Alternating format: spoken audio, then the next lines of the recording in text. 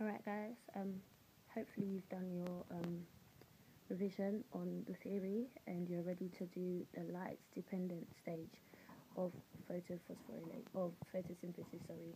Obviously it's called light dependent because it depends on, the light.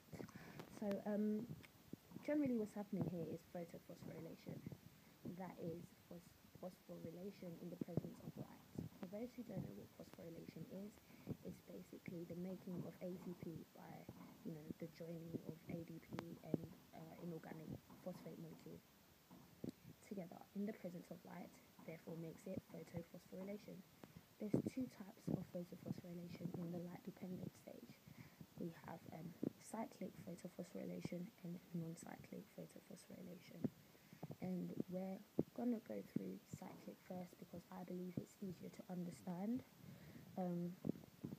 Other things that you should know about this would be what an electron carrier is, what an electron acceptor is. For those who don't know, an electron carrier is something that transfers electrons. I think they're proteins, I'm not quite sure.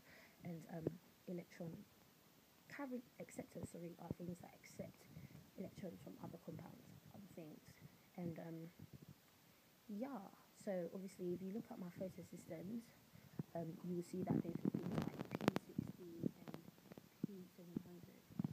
and P700. You should know that this means the peak absorption of the photosystems means that they've got a peak absorption of, according to in terms of photosystem 1, 700 nanometers. Nanometers is the units of wavelength of light, and for PS2 has a peak absorption of 680. So let's get into cyclic photophosphorylation. So light has a dual nature. It can travel in waves, or it can travel as like photons, but I'm still going to do them like this, so our photons hit our photosystem 1.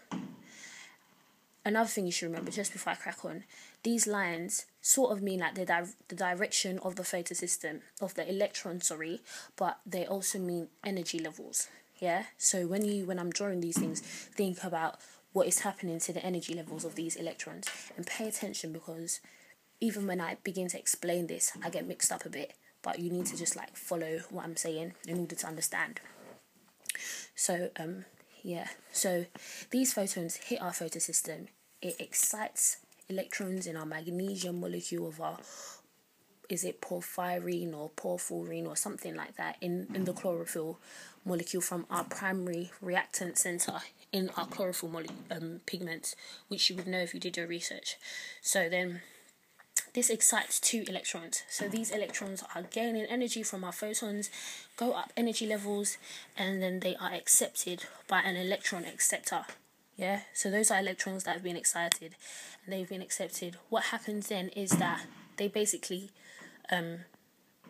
are transported along a chain of electron carriers. They're called when you've got numerous electron carriers, they're called an electron transport chain, and the electrons are transferred along this electron transport chain. So here, transported along this electron transport chain, and then these electrons here, as you can see, these are our electron carriers, and then goes back and oxidizes the photosystem 1.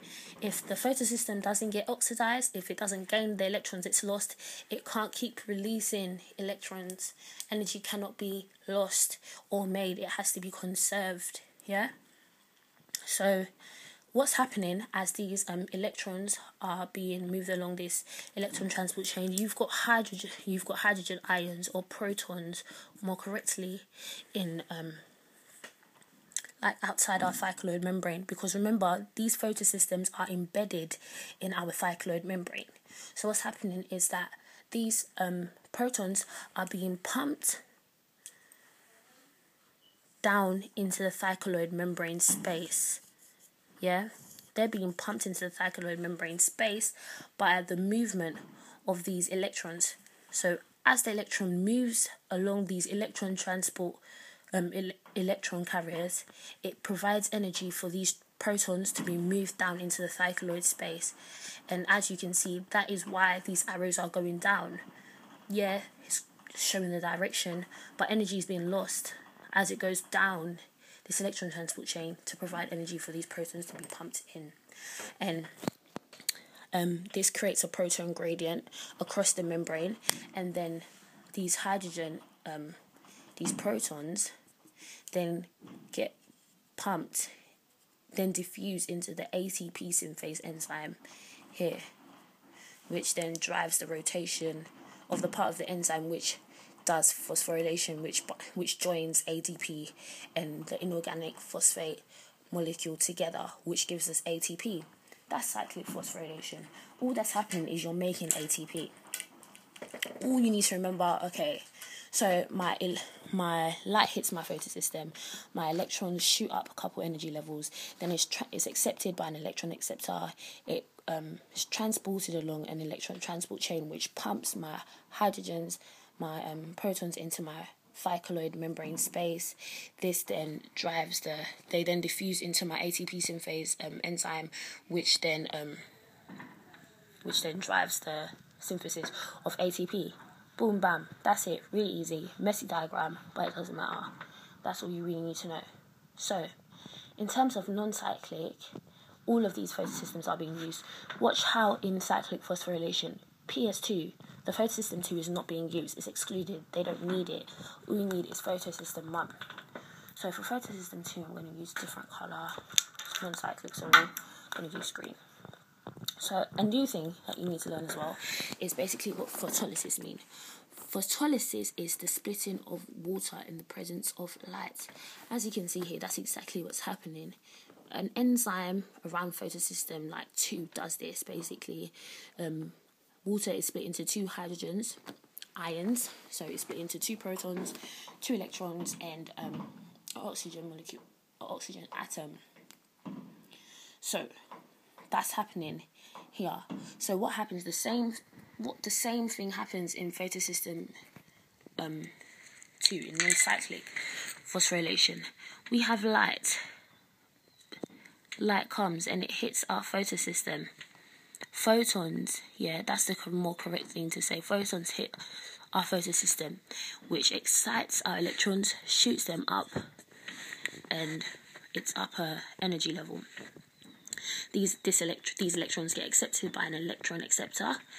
They then travel down an electron transport chain, down our electron carriers. Yeah, should I do that? Yeah, and then obviously, like you know, these hydrogens are being pumped from the cycloid, from the outer cycloid space into the inner cycloid space to create this proton gradient, so that chemiosmosis can happen, which is basically the flow of these protons into like the ATP synthase thingamabobby. And as you can see, the energy is being reduced as it's being used for the pumping of these hydrogens. These electrons released from photosystem 2 then oxidizes photosystem 1, which is different from cyclic, because cyclic, the electron is just going oxidize photosystem 1. The electrons that have already been, released.